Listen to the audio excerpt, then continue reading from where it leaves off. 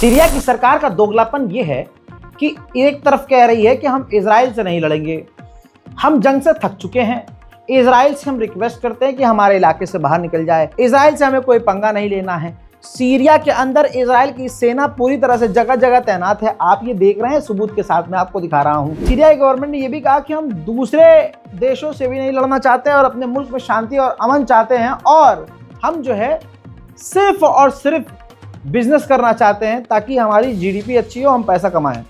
लेकिन असलियत यह है कि बशर अल असद के जो सहयोगी हैं, साथी हैं, जिन्होंने बशर अल असद को वोट दिया, बशर अल असद का साथ दिया, उनको ढूंढ ढूंढ कर और अल्पसंख्यक समुदाय के इलाकों पर अब हमले शुरू कर दिए हैं। पूरा ऑफिशियल ये कैंपेन शुरू किया है।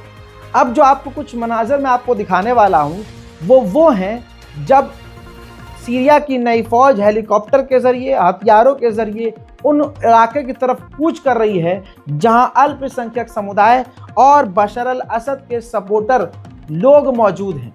इस बहाने से कि बशर अल असद के सपोर्टर हैं, उन पर कार्रवाई करने, उन पर हमला करने और उन्हें गिरफ्तार करने का ऑपरेशन अलग लेवल का चल रहा है। लेकिन यही सरकार इजराइल के खिलाफ एक कदम उठाने से डर भी रही है। देखिए, अल्लाहु अकबर, मरवाहियात, अल्लाहु अकबर, अल्लाहु अकबर, अल्लाहु अकबर,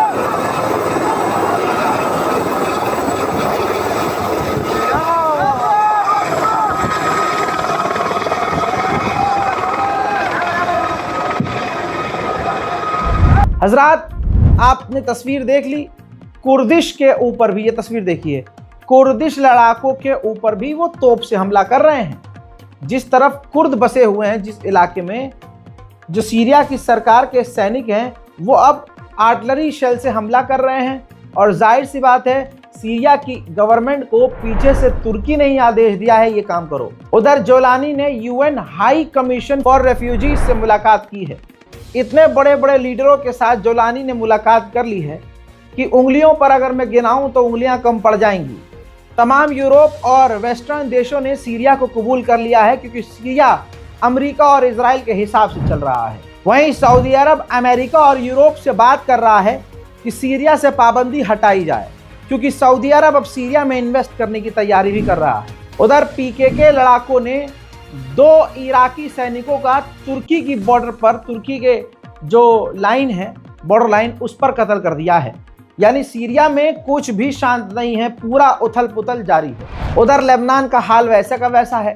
बात सीज फायर की हो चुकी है, सीज फायर हो चुका है। ये मंजर देख लीजिए। मैं रोज आपको अपडेट सबूत के साथ दे रहा हूं कि इजराइल पीछे नहीं हट रहा है। लेबनान के अंदर इजराइल के टैंक गांव की सड़कों और खेतों के अंदर खड़े हुए नजर आ रहे हैं। वहीं लेबनान में एक किला है, किला दुबैन।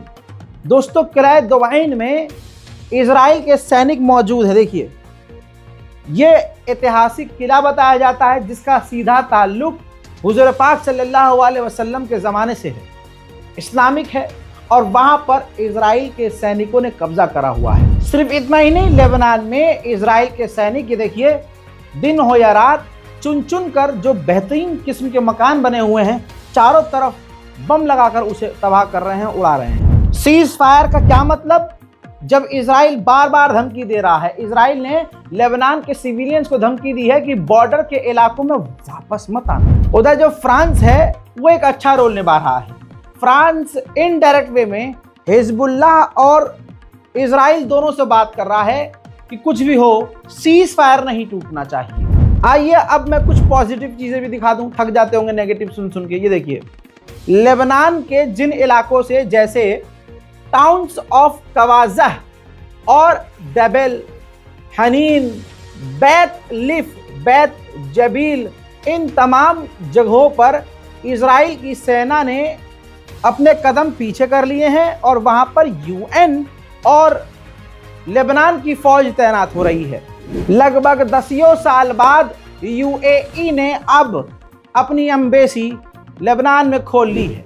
उधर ईरान पर्शियन गल्फ में अभी भी हफ्ता भर बीत चुका है, अपनी ताकत दिखा रहा है। ईरान ने अपनी ज़मीनी ताकत दिखाई और अब समुद्र के अंदर अपना भौकाल दिखा रहा है। ईरान की नेवी पिछले सालों से ज़्यादा अब मजबूत और ज़्यादा एडवांस नज़र आ रही है। कुछ मंजर मैं आपको दिखाना चाहूँगा ताकि आपको पता चले कि अकेला तुर्की ही नहीं मजबूत है, और तुर्की का मजबूत होना घंटे का मजबूत होना जब करना उसे कुछ नहीं है।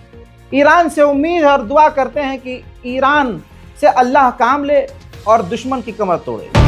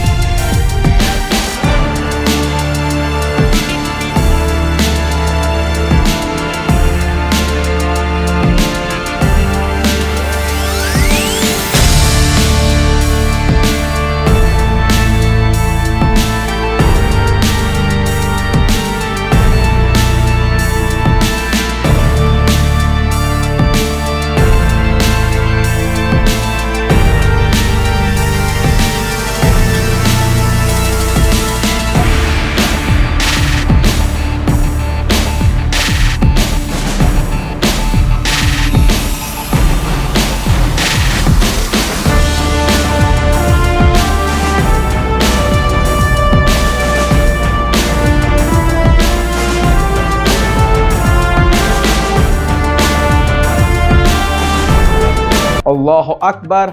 उधर IRGC के कमांडर ने कहा है कि जिस तरह से इजराइल के बड़े बड़े ऑफिशियल कमांडर, सेनापति लगातार रिजाइन दे रहे हैं, इस्तीफा दे रहे हैं, साफ जाहिर हो रहा है कि इजराइल कितनी बुरी तरह से ये जंग हारा है। उधर ईरान को ग्लोबल गांधी पीस अवार्ड मिल गया है।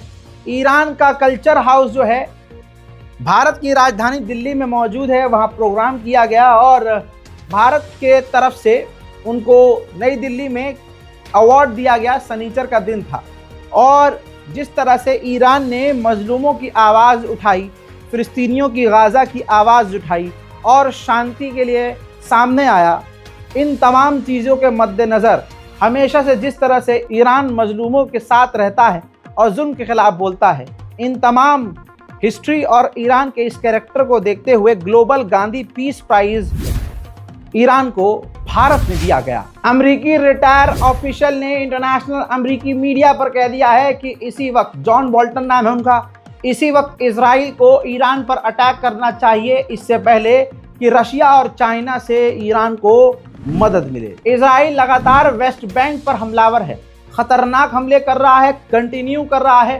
सीज फायर का गाजा में उल्लंघन भी कर रहा है। अब पूरी ताकत जो गाजा में झोंकी थी उसने, अब वो ताकत वेस्ट बैंक में फिलिस्तीन की झोंकी हुई है। ताज़ा मंजर ये है, ताज़ा हाल ये है कि इजराइल ने गोलीबारी की वेस्ट बैंक में, जो वो कर ही रहा है, लेकिन इस बार जो गोली लगी है वो 2 साल की एक छोटी सी बच्ची को लगी है और वो भी सर में, जिसकी वजह से उस बच्ची की मौत हो गई है। उधर इसी वक्त आपको लाइव मंजर दिखा रहा हूँ, ये देखिए, इजराइल ने वेस्ट बैंक में जो हवाई हमले किए हैं, जी हाँ सही सुना आपने, हवाई हमले अपने फाइटर जेट से और ड्रोन से अब फिलिस्तीन के ही इलाकों में हवाई हमले इजराइल कर रहा है। अब वहां भी तबाही और बर्बादी शुरू हो चुकी है। इजराइल कुत्ते की दुम है। जो 200 इजराइल ने कैदियों को, फिलिस्तीनियों को रिहा किया, ये तस्वीर देखिए, वेस्ट बैंक में रिहाई के कुछ घंटे के बाद जिनको आज़ाद किया उन्हीं के घर पर इजराइल की सेना रेड कर रही है। यानी मुझे छोड़ दिया तो मेरे भाई को या मेरे बाप को गिरफ्तार कर दिया। इस रिहाई का क्या ही फायदा। ये सीज फायर नहीं, ये कोई डील नहीं, इजराइल धोखा कर रहा है। वहीं इजराइल ने वेस्ट बैंक में जासूसी गुब्बारे तक छोड़ रखे हैं, देखिए।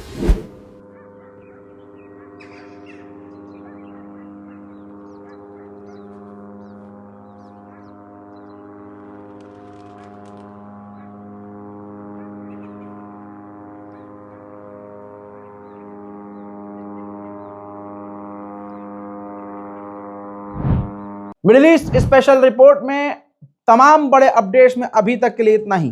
चैनल को सब्सक्राइब कीजिए, वीडियो को दूसरों तक पहुंचाने में हमारी मदद कीजिए। अपनी राय कमेंट सेक्शन में लिखिए। जय हिंद।